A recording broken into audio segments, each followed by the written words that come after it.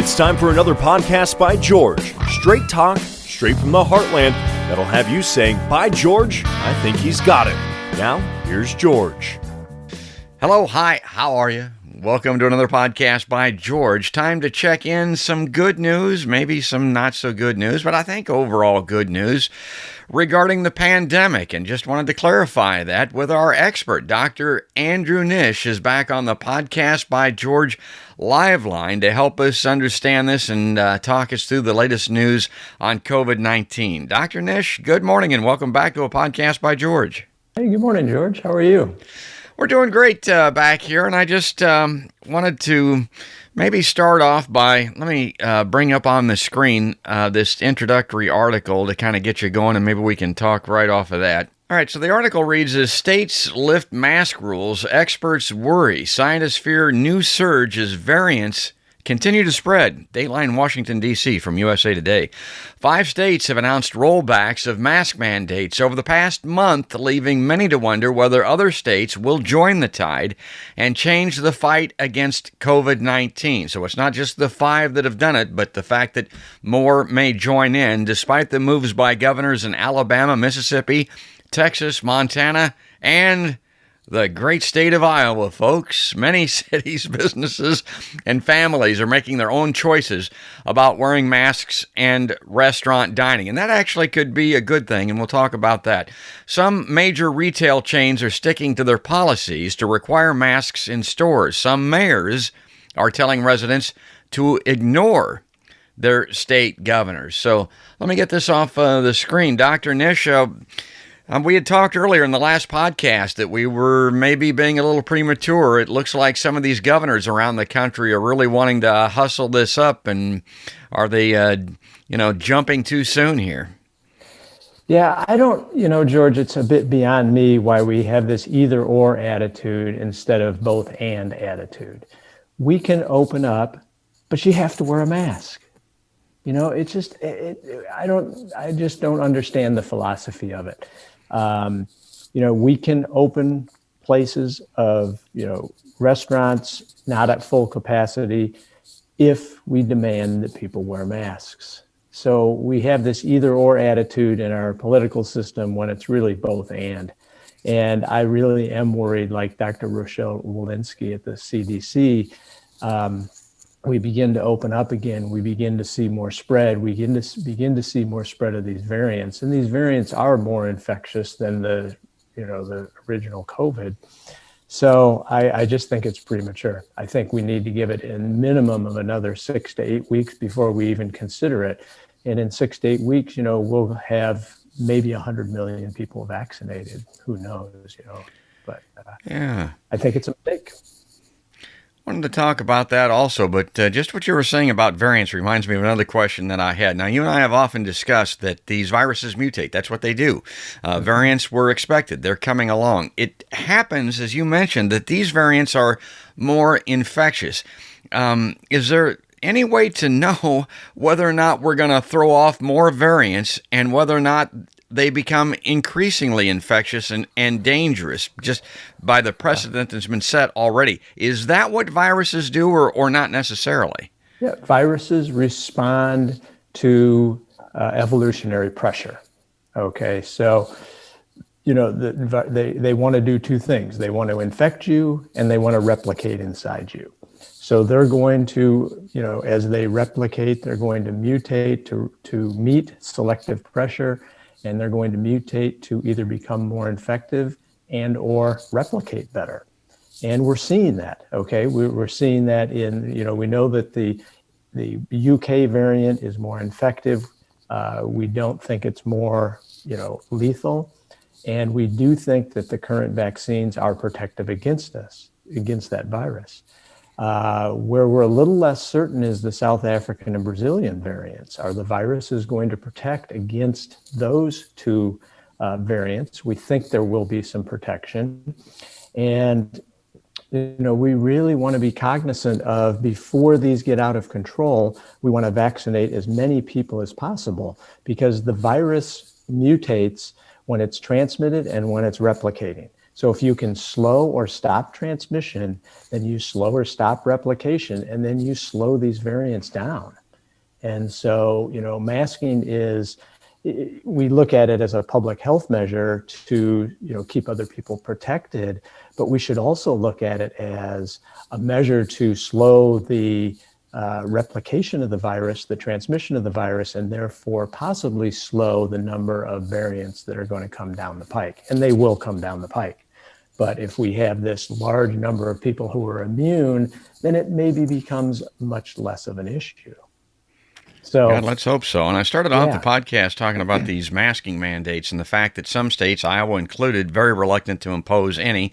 Now they don't have any. Texas has just opened itself up. I think Mississippi's that way. They're like, let her buck. Everybody get together and don't wear a mask and don't worry about it. That's the bad news that I talked about. The good news is people in these states that have some, common sense, for lack of a better term, will wear masks. They'll continue to socially distance. Those people will continue to do what they should do.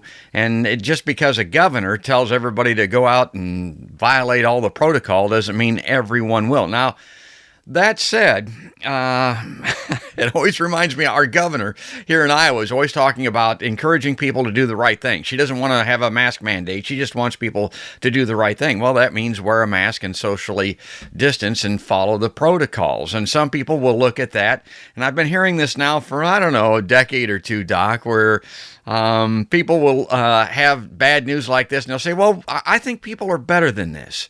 I think people are smarter than this. And politics is where you hear this a lot. Well, then we got Donald Trump.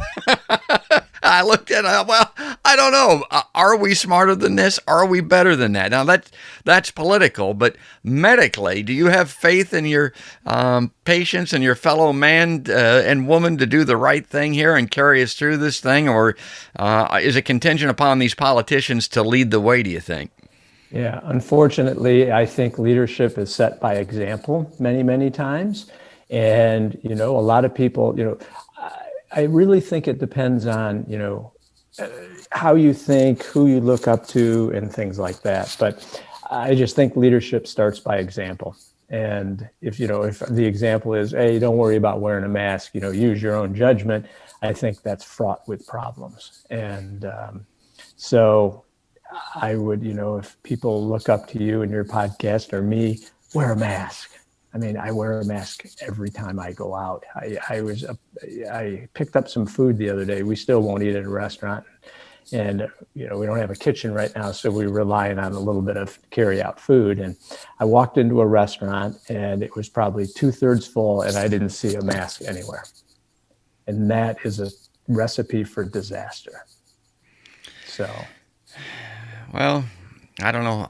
The context I put it in for people has got to be tough. Just be a little bit. Wearing a mask is not that hard. It's not, it doesn't hurt folks, and it definitely can help. I mean, my God, you're completely capable of doing it. So why not? Well, I got a couple of charts here I wanted to bring up on the screen while we've got you. Let me see if I can get them. This is from the CDC website. Now, these are the daily trends in the number of COVID-19 cases in the United States reported to the CDC. Now, I mean, this looks really good. What do you see when you look at this chart? Okay, I'm glad you put this chart up because I want people to pay particular attention to this.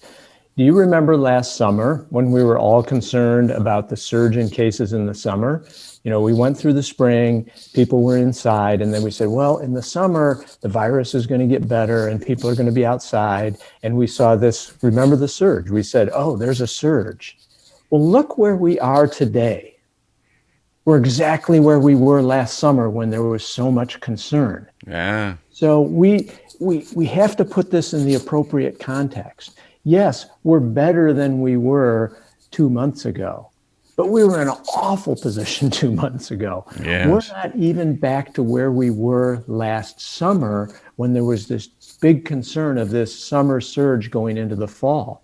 So if you put it in that context, we're still not doing very well. I mean, we still have 67,000 cases a day. Several thousand people are dying every day. And that's not acceptable. It's just not acceptable. So we can't release these public mandates. We have to wear masks. We have to physically distance. We have to continue to wash our hands. Now, I know people are tired of this. I know people want to get together. And guess what? It's in the 50s and 60s now in Des Moines, Iowa. Invite a couple friends over. Sit out on the patio in the sun, 6 feet apart. Wear your masks. You can socialize.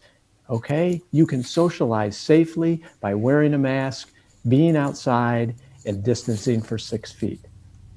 All right, let's talk vaccinations now. Big news this week. The president came out and said that all Americans, there's going to be enough vaccines to go around to get Americans vaccinated by the end of May. But even I was able to look at that announcement and say, well, wait a minute. He's talking about eligible Americans. So we're talking about adults, because people 18, 16, under, something like that, the vaccines aren't for them anyway at this point. And then he's also talking about the fact that people that'll get vaccinated, and you and I have discussed that about people, this reluctance curve. They're still, and it's coming down the way that you said that it would. I mean, it's, 20%, maybe something like that now, anti-vaxxers, and the trend is coming down, so that's a good thing. But of course, this isn't a medical term, Doc, but I say shooters. We need shooters. We need people to do the vaccinations, and we need these logistics that you've talked about, even if the vaccines are available in May. Yeah, so it's always a little bit, how much can we really produce? And I think there's really good news on the J&J vaccine front. Merck is going to jump in, and they're the biggest vaccine maker in the world, I think. And they're going to help J&J produce this vaccine. Moderna and Pfizer have each promised, I think 100 million doses. So that very well may be enough doses for every adult American by the end of May. I believe that probably will be true. I think as we get more and more people vaccinated and more and more people protected, I think the whole anti-vax thing will continue to come down. Where will it plateau? 8%, 12%, maybe, I don't know. But there's going to be certain people who aren't going to get the vaccine.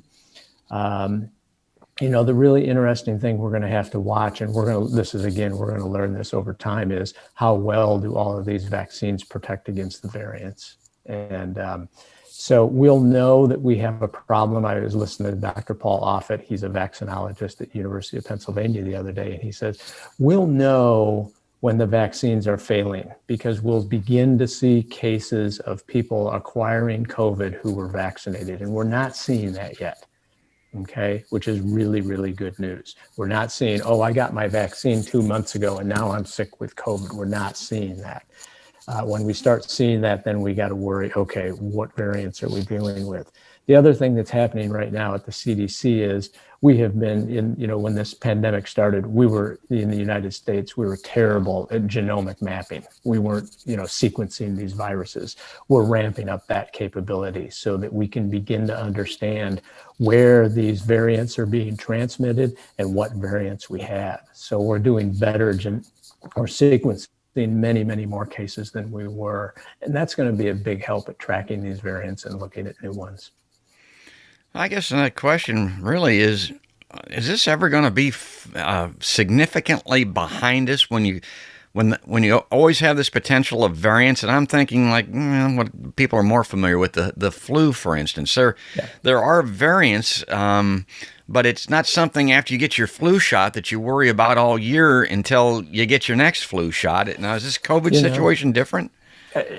I don't know. I don't think we know that. I think we have to wait till we get the population vaccinated and see what variants are going to pop up. Are we going to need boosters with, we're going to change the messenger RNA in the Moderna and the Pfizer. We may change the sequencing in the J&J. Are we going to have boosters periodically? Maybe. But I think it's going to take time to understand this virus and understand, as we get more people vaccinated, how rapidly it's going to mutate and if those mutations are significant. I mean, it's, when you talk about mutations, there's been lots and lots of mutations. Very few of them are actually significant. Well, let's hope. Like I said, there's good news and there's kind of bad news. I hope with spring break and people traveling and all of this that we don't undo a lot of what we've done. Of course, we do have the vaccines now and they are available, and that's got to be better than where we've been. And even if the variants come up, I'm hoping that they're going to be worse in severity, but hopefully it'll be lesser in total volume. So. Top of mind with you right now, today, what are you most concerned about? What are you thinking? I'm just thinking that, what I'm most concerned about is people just relaxing and kind of going about life again. I think that we're not at that point yet. I think we have several months at least to go. The CDC is going to issue new guidelines on social contact for people who have been vaccinated. Those are not out yet. I noticed this morning that the state of Iowa is, we're going to be vaccinating people 64 and younger with certain comorbid medical conditions. So if you have high blood pressure, obesity, different, medical conditions, you'll be eligible for the vaccine. But until we get, 70, 80% of the population vaccinated and immune, we can't just say, oh, get rid of your mask. It's time. It's not time. And again, I wish we had this attitude of both and. We can do both. We can open up the economy and we can wear masks at the same time. I just don't get why it's either or. So please, I would implore people, this is not the time to throw your masks away. You need to wear a mask. We know it's the single most protective and effective public health measure that we have for this virus. Yeah, continue to do it. I mean, that's the title of this podcast. Why does it have to be either or? Why not have it be both? Wear those masks, folks. I mean, God, we're Americans. I mean, pride yourself in your toughness is the way I look at it. I consider myself to be kind of a macho guy. I like to pretend that I'm a hockey player when I'm out on the ice and that type of thing. I wear a helmet. Hell, I can wear a mask. I can tolerate it. I can stand it, particularly if it might keep myself or somebody in the family or somebody that I don't know alive and well. I can do that. Doc, great. I appreciate you coming back on the podcast. Anything here, a final remark, a wrap up for us here on this edition of the PBG? Again, it's about expectations and patience. And we're not very good at patience, and we sometimes don't set realistic expectations. The realistic expectation continues to be for me to tell people, you're going to be wearing the masks through the summer, probably the fall. We are going to be able to resume more normal life with better interaction with people. These vaccines appear quite effective, and we're just going to have to monitor those over time. So wear your mask, get vaccinated when you're appropriately in line, and this will get better. Okay? But it's really the expectation. It's not going to happen next week. It's going to be months yet. But you know what?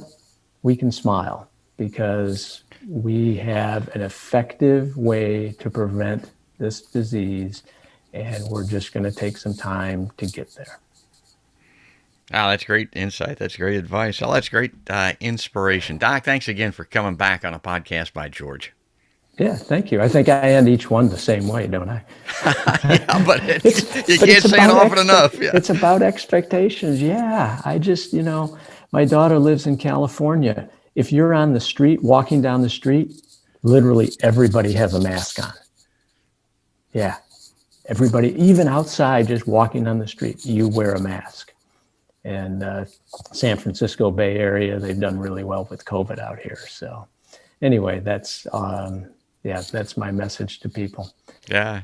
Can see a little bit of the background there. I could tell you weren't in Kansas, you weren't in Iowa. So I'm great. Well, you enjoyed out there, and I appreciate you coming back on as always. And we'll come back here with you very shortly because, folks, he knows he's got the right information here.